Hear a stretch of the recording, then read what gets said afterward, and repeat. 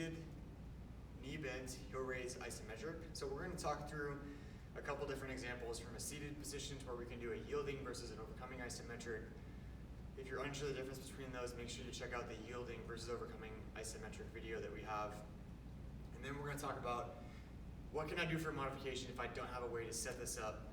Maybe I'm at home, I have very limited equipment. Maybe I'm in some sort of a gym that's more limited to like free weights and you don't have a way to set this up. There's ways that we can kind of scale this to meet your equipment demands or lack thereof. So in this position, I'm in a seated, obviously on a bench, and I've taken a TRX strap as it mimics the material that's made out of like a ratchet strap. So if you're somebody at home, you can go down to like a local big box hardware store and buy a ratchet strap for pretty inexpensive, you know, like $5, $6, maybe $10.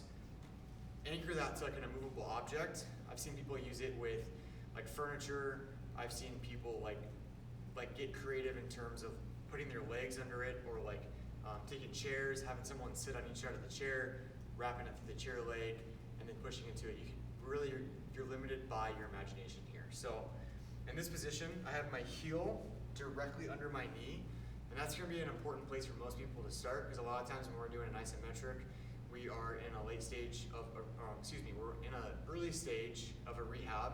We're trying to reintroduce load into that calf complex, or we're just working on developing kind of foot and calf stiffness. So it's a little bit different for everybody, but when I'm in a position where I'm strapped, I'm gonna do what's called an overcoming isometric, right? So I'm pushing up into an immovable object, and what I'm trying to do is I'm trying to float my heel off the ground. And the idea here is when I'm doing these isometrics is I want my heel to get about 2 to 3 inches off the ground, and I'm always gonna start with my heel directly under my knee. And then typically in your program, it'll be laid out for you if you need to scoot your heel back. Maybe if you're getting pretty irritated, you need to scoot your heel forward so it's less aggressive.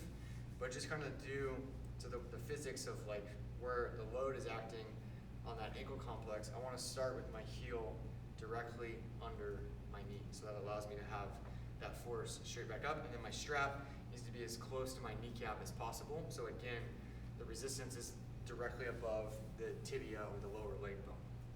Now, if you don't have a way to set up a strap and you have access to dumbbells, you can do what's called the yielding isometric. So the exact same setup, the weight's gonna be above my knee, my ankle is gonna be directly below my knee, and I'm just coming up 2 to 3 inches, and I'm holding this position.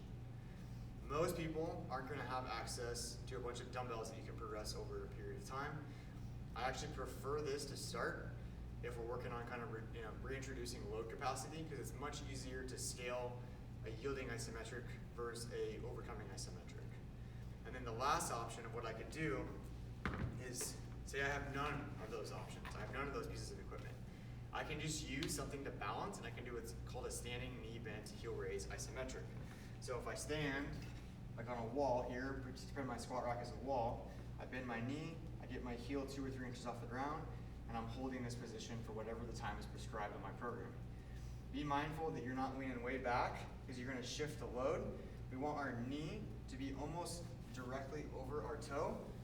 And most of the time, we're not going to ask you to drive way forward. We're going to ask you to stay in this position, because the further I drive forward, usually the more I'm going to feel that into my quad, and it's not going to be as much into my calf complex. So slight forward bend, knee slightly forward, arms for balance, so we can isolate the load into the calf complex. If you're somebody that has a hard time going into that single leg position like that without scaling into it, we can regress and go to double leg, right? And then I can stagger my right foot back a little bit, and there's more load in my left foot. And then I can go toe tap, and then I can eventually pick my foot up. So it all depends on your current capacity. That should all be laid out when you come in for an eval, or if it's done virtually for an eval. But we'll use these setup positions to kind of scale you to meet the current needs that you have in terms of where you are.